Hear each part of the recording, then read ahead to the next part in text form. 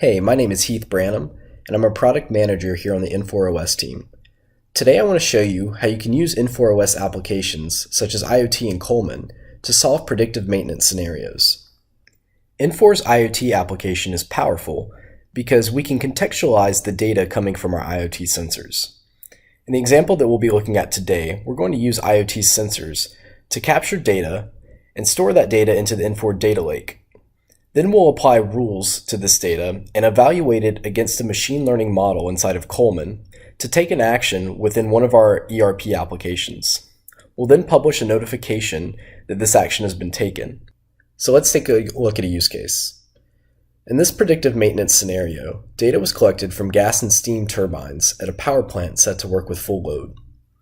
This data set contains 9,568 data points and records atmospheric conditions such as temperature, pressure, humidity, exhaust vacuum, and energy output. Now the goal here is to determine if the turbines are likely to fail, and a failure in this case means that our predicted energy output is significantly greater than our actual energy output. I've done some rudimentary data analysis, and I've mapped the pressure versus the power output, the humidity versus the power output, the exhaust vacuum versus the power output, and finally the temperature versus the power output. Now this is useful because we can start to see correlations between these atmospheric conditions and the actual energy that's being put out. In this case, when we look at the temperature versus the power output, we can see a negative correlation here. As our temperature increases, our power output decreases. Now this will be helpful later when we decide how to apply our rules onto these IoT messages capturing our data. So let's jump in now and see how I'm actually using these Infor OS applications to solve this scenario. Below you'll see my Coleman Quest, and this details my machine learning model and what I'm going to be using to get a prediction back to determine if my turbines are likely to fail. So you can see I have a number of different steps here, the first being that I'm importing my data.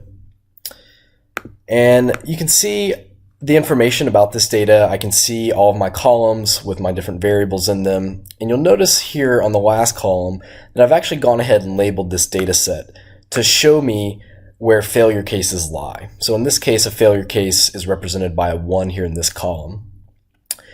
And what I'm actually doing throughout this quest is I'm determining a continuous value for that final label there. So it'll be a value somewhere between 0 and 1 most likely, 1 indicating that we are predicting that a failure will occur. Now, training this model requires a couple of different things. I've split my test data here, and I've done a 70-30 split. So 70% of the data will be used to train the model, and then I'll use 30% of the data to test that model. And then I'm going to be using an XGBoost algorithm here to train this model as well.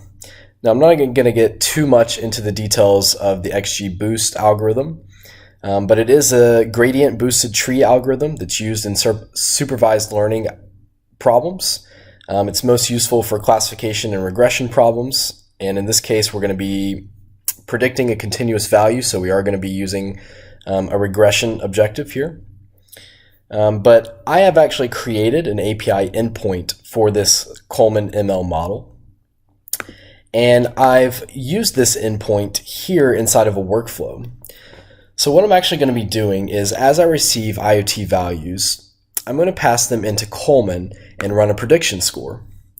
Now, if that prediction score is close to my 1 value, remember 1 indicating that we are likely to fail. So in this case, I'm going to say, okay, is my prediction greater than or equal to 0.96? But again, this is an arbitrary value that I've selected close to 1. And if I think that we're likely to fail based on that value, I'm going to create a work order inside of an ERP application, in this case EAM, to open a work order on this turbine asset. And then I'm going to post a Mingle notification that this work order has been created. So let's move over now into the IoT portal, where I can show you one of the rules that I've set up to watch my incoming IoT messages. Now, remember that the ambient temperature was our key value when determining failure. So I'm going to add a condition here that checks to see if the ambient temperature is greater than 30 degrees Celsius. And in this case, I'm getting this value of 30 degrees Celsius from the OEM specifications for this particular asset, so these turbines. And if the ambient temperature is above 30 degrees Celsius, I'm going to start the predictive maintenance workflow that we just took a look at. And you'll see if I go down here to the bottom, I'm passing in those same values here. So I'm just passing those directly into the workflow.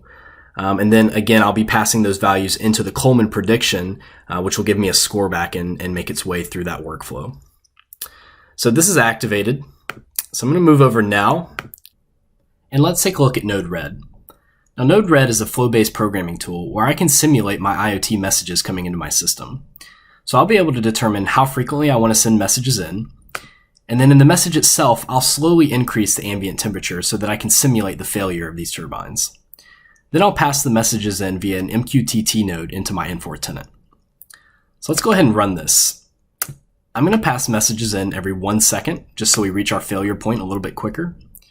And then I'm going to go ahead and deploy this.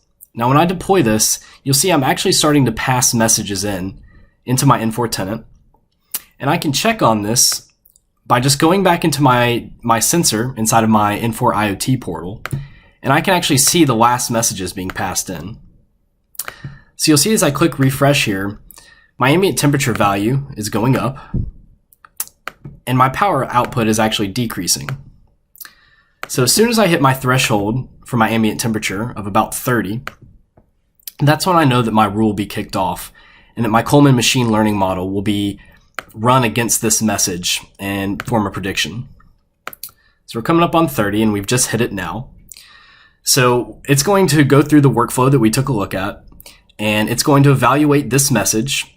And if it determines that a failure is likely, I should see a notification for both the prediction as well as the work order. So let's go ahead and take a look at my inbox now.